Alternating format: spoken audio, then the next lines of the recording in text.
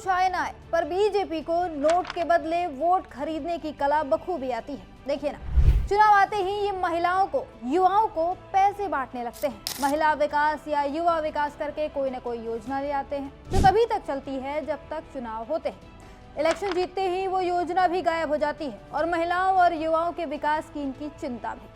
बिहार, महाराष्ट्र, हरियाणा से लेकर असम तक बीजेपी यही खेल खेल रही है। सब पर एक एक कर खुलासा करेंगे। पहले बात करते हैं बिहार।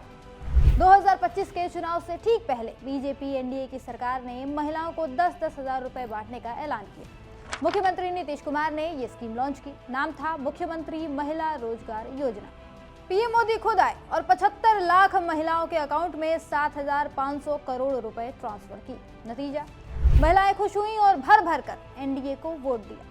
बिहार में प्लान सक्सेसफुल रहा तो अब ये सेम काम महाराष्ट्र में भी करने जा रहे थे। दरअसल महाराष्ट्र में 15 जनवरी को 29 नगर निकायों और बीएमसी के चुनाव होने वाले हैं, तो इसके ठीक एक दिन पहले यानी 14 जनवरी को लोगों के खाते में 3,000 रुपए भेजे जाने का प्लान था। महायुति सरकार का कहना था कि मुख्यमंत्री माझी लाड़की बहन योजना का 1,500 रुपया हमने दिसंबर और जनवरी में नहीं दिया, तो अब एक साथ जोड़कर चुनाव के एक दिन पहले भेज देंगे। वो तो विपक्ष ने जब इसका विरोध किया तब जाकर चुनाव आयोग की नींद खुली और आयोग ने इस पर रोक लगा दी। चुनाव आयोग ने कहा है कि ऐसा करके महायुति सरकार आदर्श आचार संहिता का उल्लंघन करेगी। फिर भी बीजेपी की बेशर्मी देखिए, ये अभी भी कहते फिर रहे हैं कि ये महिलाओं के लिए है। अरे भाई, अगर आपको महिलाओं की इतनी फिक्र है तो पैसे चुनाव के बाद क्यों नहीं देते? चुनाव के पहले देने की इतनी जल्दी क्यों है? उधर असम में भी यही ड्रामा चल रहा है।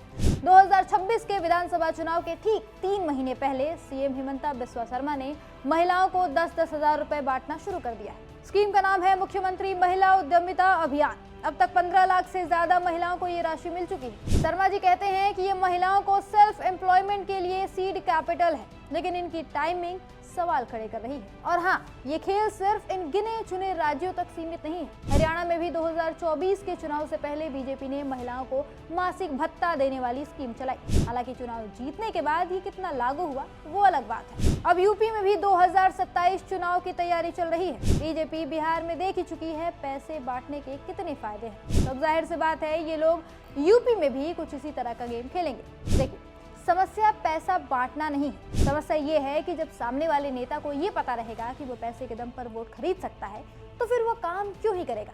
सोचने वाली बात ये भी है कि ये जो पैसे मुफ्त में बांटे जा रहे हैं, ये कहाँ से आए?